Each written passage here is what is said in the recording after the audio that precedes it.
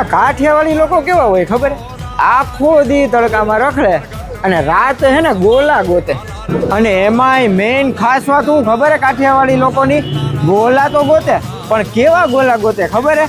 જો એક તો છે ને ક્વોન્ટિટી વાળા, બીજી ક્વોલિટી સારી હોવી જોઈએ, અને ત્રીજી મેઇન વાત કે સસ્તું હોવું જોઈએ.